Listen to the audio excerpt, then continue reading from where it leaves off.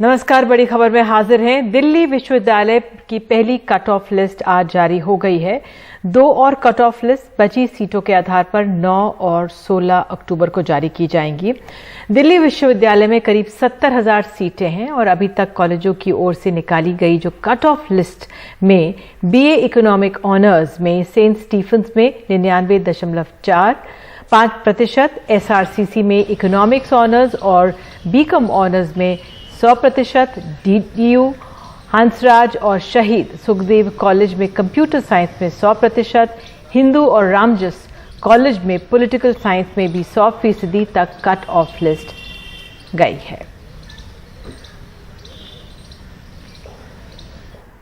Ordnance factory का निगमीकरण हो गया है। सरकार ने 41 कारखानों वाले ऑर्डिनेंस बोर्ड को खत्म कर 7 कंपनियां बना डाली हैं। कर्मचारी संगठन इस फैसले का विरोध कर रहे हैं। आज भी उन्होंने काला दिवस मनाया है। कई जगहों पर विरोध प्रदर्शन चलता रहा।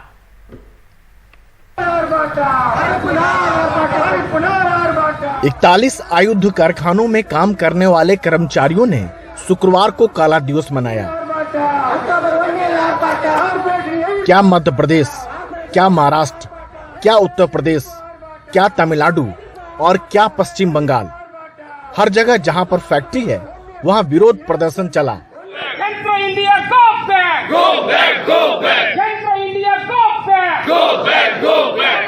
काले झंडे लहराए गए, सरकार विरोधी नारे लगाए गए।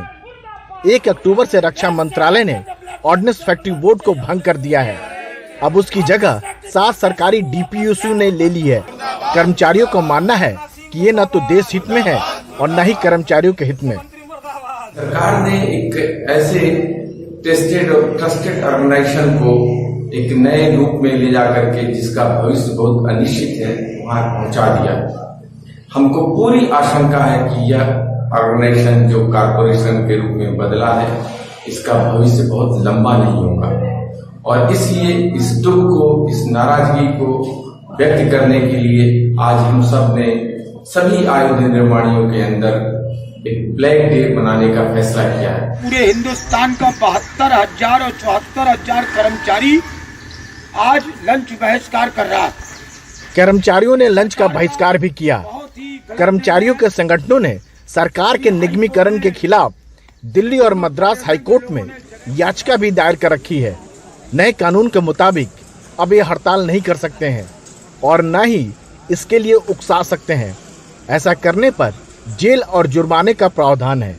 अन्याय के खिलाफ में हम लड़ाई करेंगे, हम संघर्ष करेंगे। अंतिम तक हमारा ये लड़ाई, हमारा कर्मचारी का लड़ाई वो आगे लेके हम लोग चलेंगे। काला कानून वापस करो, निगमीकरण नहीं चलेगा, निगमीकरण। अब इन कारखानों के नाम और बोर्ड भी बदल दिए गए हैं।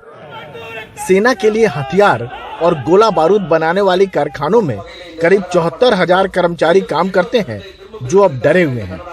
दरअसल संसाधन जुटाने और कार्य क्षमता बढ़ाने के नाम पर जिस तरह से निजीकरण की प्रक्रिया चल पड़ी है उसे कर्मचारी अंदेशे में है। सरकार को चाहिए कि उनका यह डर दूर करे। अगर वो ऐसा नहीं करते हैं तो ये शक पैदा होता है कहीं वो इन कारखानों को बेचने की तैयारी तो नहीं कर रही है। नई दिल्ली से राजीव रंजन, एनडीटीवी इंडिया। कृषि कानूनों के खिलाफ दिल्ली की सीमाओं पर धरना दे रहे किसानों के मुद्दे पर सुप्रीम कोर्ट ने खासी नाराजगी जताई है। कोर्ट ने कहा है कि पहले तो दिल्ली का गला एक तरह से घोटा गया, चारों तरफ से घेरा गया और अब आप शहर के अंदर आना चाहते हैं। किसानों का एक दल जंतर मंतर में प्रदर्शन की अनुमति के लिए कोर्ट गया था। दिल्ली के जंतर मंतर पर धरने की मांग के लिए सुप्रीम कोर्ट पहुंचे किसान संगठन की अर्जी पर सुनवाई करते हुए सुप्रीम कोर्ट ने दिल्ली की सीमाओं पर हाईवे जाम कर करीब 11 महीनों से जमे बैठे आंदोलनकारी किसानों पर कड़ी नाराजगी जताई। सुप्रीम कोर्ट ने कहा, एक तरफ आपने पूरे शहर का गला घोंट दिया और अब अदालत से शहर में धरने की मांग कर रहे हैं। आप हाईवे जाम करते हैं और फिर कहते हैं कि विरोध शांतिपूर्ण है। आपको विरोध करने का अधिकार है, लेकिन आप दूसरों की संपत्ति को नष्ट नहीं कर सकते। क्या शहर के लोग अपना धंधा बंद कर दें? अदालत ने यह भी कहा कि किसान पंचायत यह हलफनामा दाखिल करे कि वो सड़कों पर धरने में शामिल नहीं है। पंचायत कह रही है कि वो जनता को कष्ट देने में शामिल नहीं है। हमने ये कहा है कि जो भी आंदोलन दूसरे को कष्ट पहुंचाए उसको हम आंदोलन कहने को तैयार नहीं है। वहीं बॉर्डर पर धरना दे रहे किसानों का कहना है कि उन्होंने सड़कें जाम नहीं की हैं। ना हमने हाईवे रोक रखे, हाईवे पुलिस ने ब्लॉक कर रखे, हमने नहीं कर रखे। सिंगू बॉर्डर पे भी गाड़ियां अंदर तक चल रही है। अगर आगे के बॉर्डर हटा दें तो गाड़ी आगे निकल जाएगी, वहां से गांव से होकर गाड़ियां जाती है। किसान महापंचायत का ये भी कहना है कि सुप्रीम कोर्ट में उसका कोई नुमाइंदा नहीं गया है। एक अन्य संगठन ने सुप्रीम कोर्ट से मांग की थी। अब सुप्रीम कोर्ट 4 अक्टूबर को मामले की सुनवाई करेगा। 24 घंटे पहले ही सुप्रीम कोर्ट की दूसरी बेंच ने भी केंद्र सरकार और राज्य सरकारों पर बड़े सवाल उठाए थे और कहा था कि कानून पहले से निर्धारित है तो फिर सड़कें जाम क्यों हैं। और अब ये बड़ी टिप्पणियां आ गई हैं। जाहिर है अब 4 अक्टूबर की सुनवाई काफ़ी अहम हो जाएगी। नई दिल्ली से आशीष भार्गव, एनडीटीवी इंडिया। सेना की 72 महिला अफसरों को स्थायी कमीशन दिए जाने के मामले में सुप्रीम कोर्ट ने अंतरिम आदेश दिया है। अब इन अधिकारियों को बाहर नहीं किया जाएगा। सुप्रीम कोर्ट ने केंद्र सरकार से जानना चाहा है कि सारी योग्यता रखने और पात्रता परीक्षाएं पास करने के बावजूद इन महिला अधिकारियों को स्थायी कमीशन क्यों नहीं दिया जा रहा। सुप्रीम कोर्ट ने इस मामले में पहले भी आदेश जारी किया था, जिसे लेकर अब सेना की महिला अधिकारियों ने रक्षा मंत्रालय और सेना के खिलाफ अदालत की अवमानना का मामला दायर किया है। इस मामले में अगली सुनवाई अब 8 अक्टूबर यानी अगले शुक्रवार को होगी। इनको परमानेंट कमीशन नहीं देने का सिर्फ 2 रीजन दिया गया था कि इनकी 5 और 10 साल की एसीआर प्रोफाइल को कंसीडर किया गया और इनकी कंपैरिजन की गई इनके पुरुष अधिकारियों के साथ। लेकिन अब यह कह रहे हैं कि इसमें बहुत सारे रीजंस थे। यह एक तरह से एक एस्केप रूट, एक तरह से सुप्रीम कोर्ट के आदेश को नहीं माने जाने के लिए एक झूठे कारण बनाने की कोशिश की जा रही है और यह सुप्रीम कोर्ट के अवमानना का बहुत ही क्लियर कट केस है। और हमें पूरी उम्मीद है कि इस केस में भारतीय सेना आखिर अपनी गलती मानेगी और इन महिला अधिकारियों को परमानेंट कमीशन दिया जाएगा। और गोरखपुर के व्यापारी मनीष गुप्ता की हत्या के मामले में 6 पुलिस वालों पर उनकी गिरफ्तारी तो नहीं हुई है, लेकिन जिस होटल में मनीष गुप्ता की हत्या हुई थी उसी के कुछ ही दूर पर एक होटल में बारटेंडर को सरेआम पीटा गया और क्योंकि उसने जो शराब थी कुछ देर में लगाई। फिलहाल इस एनएचआरसी में एक आरटीआई कार्यकर्ता गए हैं और इस मामले में एफआईआर दाखिल करने की मांग की है। बेखौफ गुंडे गरीब बारटेंडर को बुरी तरह पीट रहे हैं। इतना पीटा कि वो बर्दाश्त न कर सका और उसने मौके पे ही दम तोड़ दिया। उसके एक साथी ने उन्हें रोकने की कोशिश की तो उसे भी बुरी तरह मारा। वो अस्पताल में है। उसका कसूर इतना था कि उसे शराब सर्व करने में थोड़ी देर हो गई थी। उसको सूचना पर पुलिस तत्काल वहाँ मौके पर पहुंची है और यहाँ से उसे बीआरडी मेडिकल कॉलेज लेके जाया गया। वहाँ इलाज के दौरान उसकी मृत्यु हुई है। पुलिस इसकी छानबीन में लगी है और जो लोग यहाँ से भागे उनके सीसीटीवी फुटेज खंगाले जा रहे हैं और स्वाट सर्विलांस टीम को भी लगाया गया है। मनीष गुप्ता की मौत की जांच करने गोरखपुर के एडीजी जोन अखिल कुमार मौके वारदात पे होटल कृष्णा पैलेस पहुंचे और छानबीन की। सभी बिंदुओं पर छानबीन के लिए कहा गया है। जो घटनास्थल के में गवाह हैं उनको, जो मेडिकल रिपोर्ट्स आई हैं उनको, उससे किन परिस्थितियों में ये चेकिंग चल रही थी, नहीं चल रही थी, कौन कौन उसमें इन्वॉल्व रहे, कितना इनका इन्वॉल्वमेंट हो, सभी बिंदुओं पर छानबीन होगी और उस पर निर्णय आगे वो लोग लेंगे।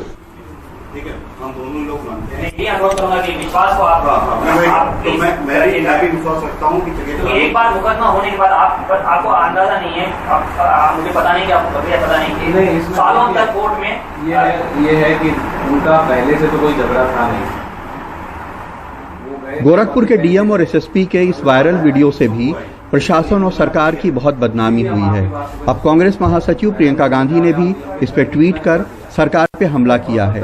उन्होंने लिखा है, उत्तर प्रदेश के मुख्यमंत्री प्रदेश की किस तरह की छवि बना रहे हैं। एक निर्दोष कारोबारी की निर्मम हत्या के बाद जिला स्तर के अधिकारी एफआईआर न करने का दबाव बनाते रहे व प्रदेश स्तर के बड़े अधिकारी ने आरोपी पुलिस कर्मियों को बचाने वाली बयानबाजी की। ऐसे अधिकारियों पे तुरंत कार्रवाई की जानी चाहिए।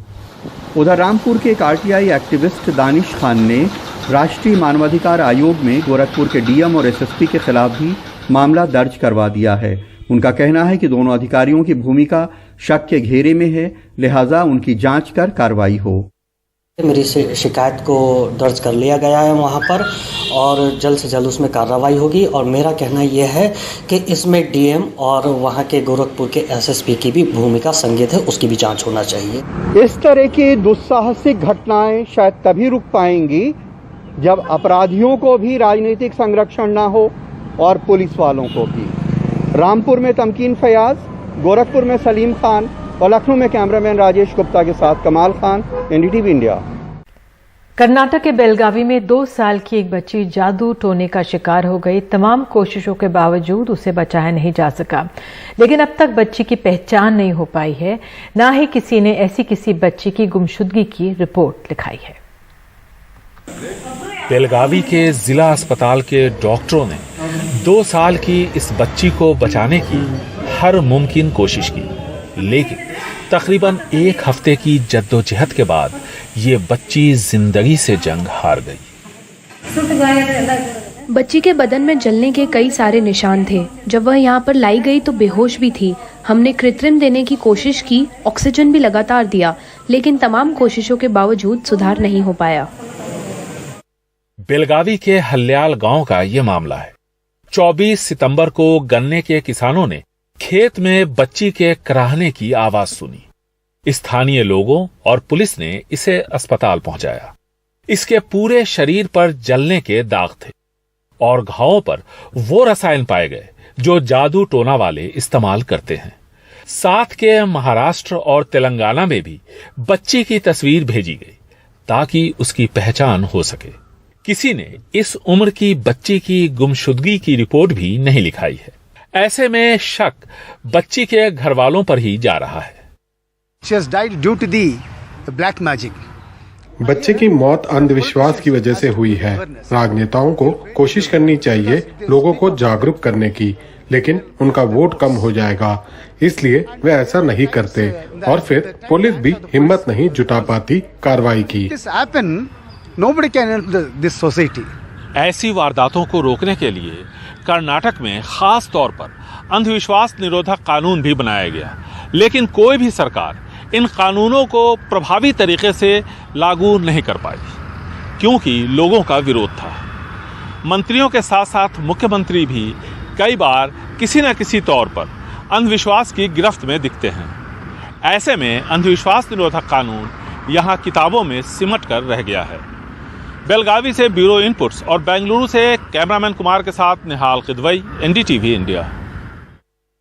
और इस खबर के साथ अभी के लिए इतना ही। आगे आप देख सकते हैं प्राइम टाइम। नमस्कार।